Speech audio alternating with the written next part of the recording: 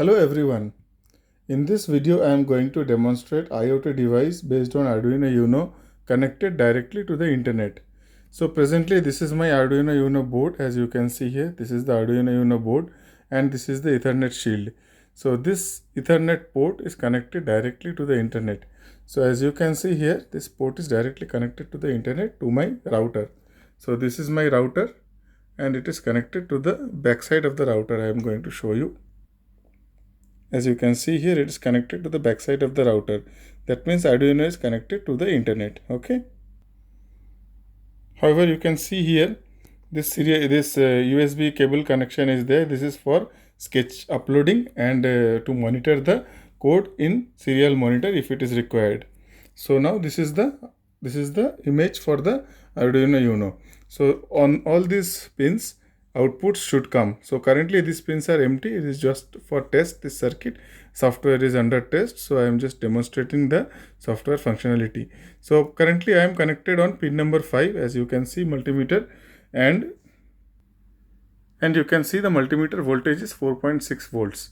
So it is, I am giving some voltage there. So now I am going to change this voltage. I am going to give command from my mobile phone. So you can see here, this is the phone. This is my phone. So on my phone, this browser is there. So I am going to change the command now. So what I will do, I will uncheck the switch 1. Switch 1 is output 5 and I will submit. So once I submit, I will see here the switch status, switch 5 is off. Okay, here I can see this tick mark came back because by default on the software I wrote it. This has to come back always. Whenever I am logging into the server, this should give a by default tick. This is not going to do anything with the Arduino Uno. You can see here switch 5 is in off condition. Now I will show you the multimeter status. So here you can see the multimeter is showing 0 volts. So that means I have given a command for 0 volts and I am seeing here 0 volts on the Arduino Uno pin. So this is done through the internet. So there is no physical connection, no physical wire. You have seen I have given command from my mobile phone. Again, I am going to show you the command from the mobile phone. As you can see here, this is my phone, and from the phone I am giving the command. So pin number 5 is off. I am going to give command to pin number 5 to switch it on. So I am giving command to switch on. So as you can see here, pin number 5 is switched on. So like this it is working using internet. So I am going to show you the file structure. As you can see here, this is the file structure. So in the file structure, in my previous video I have used the SAM server to see the server functionality on my local network. But now I am not on my local network. I am not using SAM.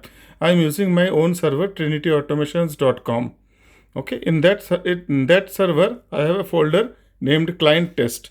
In that folder I have 3 files: newfile.txt, index.php and index1.php. Arduino Uno is going to contact index1.php and it will communicate with index1.php.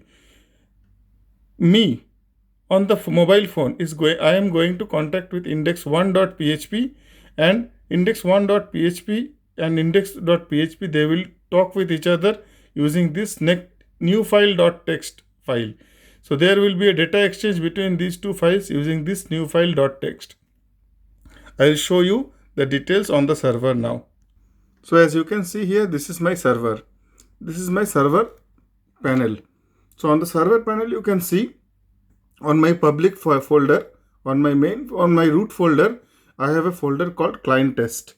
See, this is client test. So this is the folder. In that folder I am having index.php and index1.php.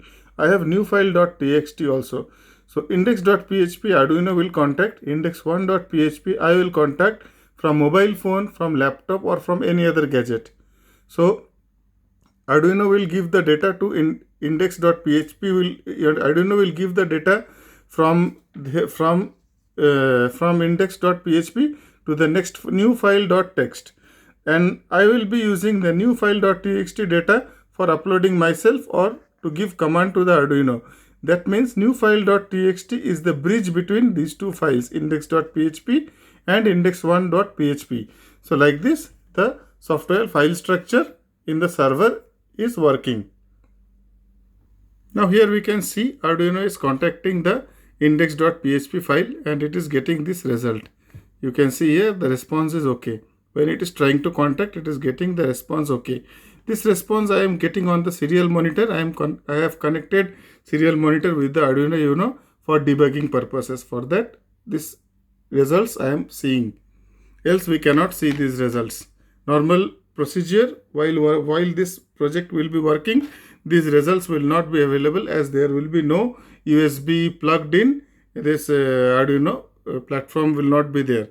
So now I am using this for debugging purposes only. Now I am going to show the settings in the program. See, I am looking into trinityautomations.com server. Okay, see, chat server, my character server is trinityautomations.com. So this will be my server. And if I look here, again I will see the same thing. My host is trinityautomations.com. This is my server, test server. So in that test server, client test is my folder and index.php is the file Arduino is going to look at. Okay, so this is the data transfer things. Okay, all the codes I will upload in my instructables. So I will give you all the links so that this project is easy to make. So this is all for the project now. I will show you the project again. This is the Arduino Uno. You can see here Arduino Uno is communicating on the Ethernet network. Okay, and this is pin number 5 of the Arduino Uno. So I am going to give a command. This pin number 5 will change now. I have given a command and this command will be updated.